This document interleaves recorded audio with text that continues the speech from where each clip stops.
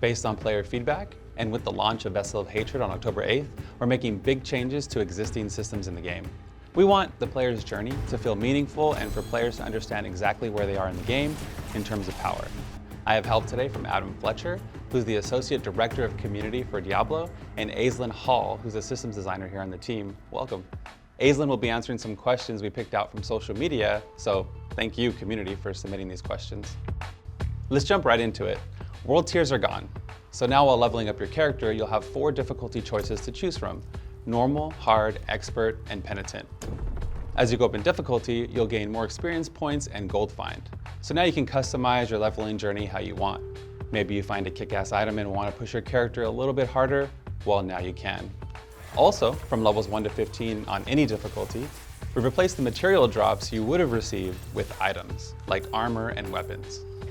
In addition, the Butcher and Treasure Goblins will drop a guaranteed legendary at any level, so chase away, or run away if it's an early game Butcher.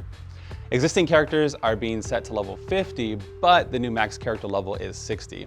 With this, players are gaining 10 more skill points, opening up even more build possibilities. And you're able to put points into ultimate abilities now, giving them an even greater impact. We'll talk about Paragon later on in this video, but also at level 60, the pit opens up, and pit progression is how you're going to unlock the endgame difficulties. We're calling them Torments 1, 2, 3, and 4.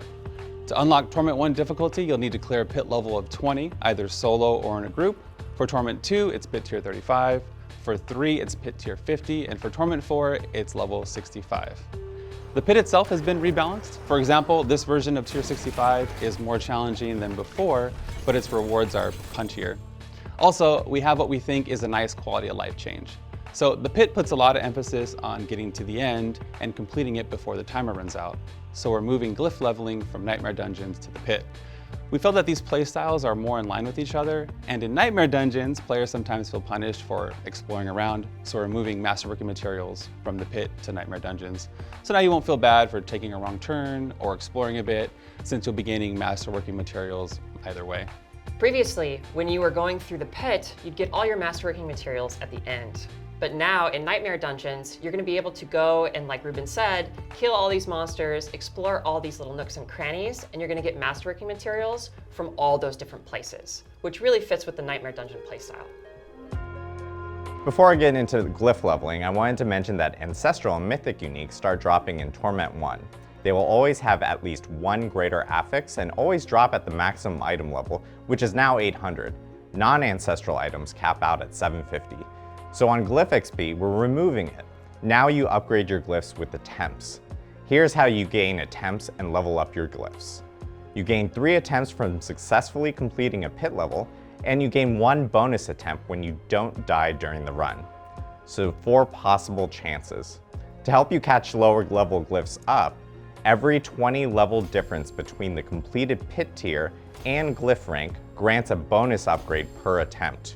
We'll put a link to our blog in the description down below if anyone is interested in more detail, but that's essentially how the upgrade system works. On the topic of glyphs, the levels are being increased from 21 to 100.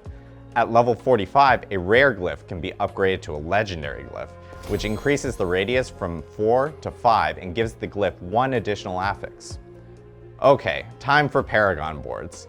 Each class is getting 1 completely new Paragon board. These boards each have a new legendary node to help support more builds and playstyles. With legendary glyphs and new powers coming in, we've decided to reduce the amount of Paragon boards you can use to 5, including the starter board, which helps to make your choices more important and helps your build come online faster, since you won't have to link so many things together for it to function.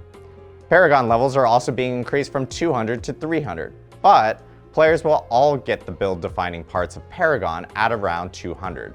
So from there, it's about getting rare and magic nodes, which are much more incremental in power, so you don't have to feel bad if you're not hitting Paragon 300. Basically, players can get what they absolutely need first for their build, then grab other nodes they might find useful.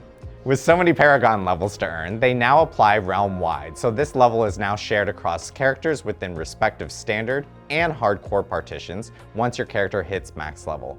For example, a new season starts up and you make a seasonal character. After reaching level 60, you will start earning Paragon levels. Let's say you eventually make it to Paragon level 200. Now when you make an additional seasonal character within the season, you'll be able to tap into your current seasonal Paragon level of 200 once that character hits max level. Seasonal Realm Paragon resets every season.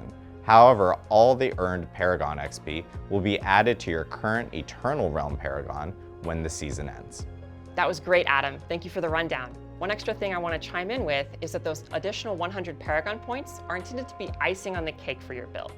The first 200 points are intended for your character to become well-defined, and then the extra 100 is just a bit of extra fun you can have in the world of Sanctuary.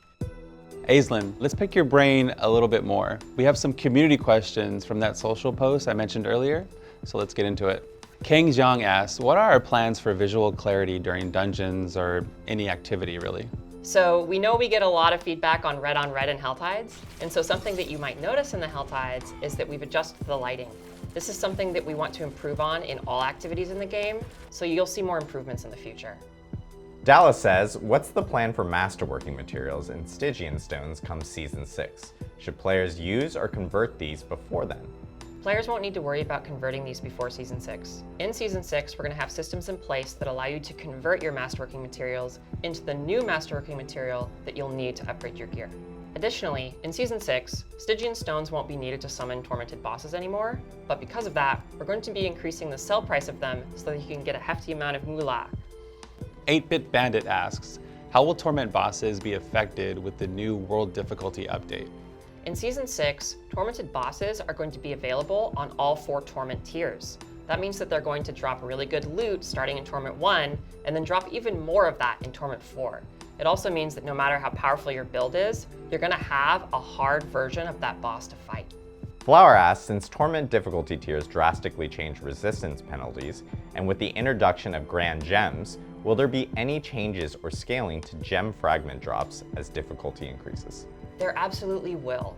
So in higher torment tiers, you are going to be earning more gem fragments, which is going to allow you to reach the new grand tier a lot faster. So buff up your build so that you can get to the higher gem tiers as quick as you can. James Cossins asks, when the expansion comes out on October 8th, will I be able to create a Spiritborn, go through the whole main quest line with Lilith, and then progress through Vessel of Hatred? Absolutely. So we want you to be able to experience any element of the game's story on any character, and the Spiritborn is no exception. If you'd like to start a new Spiritborn, play through the original campaign, and then go through Vessel of Hatred, you're totally within your rights to do that. Thanks again, Aislinn, for answering all these wonderful questions. That's going to be all for us today. We really appreciate you watching, and we're excited for the launch of Vessel of Hatred. There will be additional links to our blogs in the description below. We'll see everyone in Nahatu.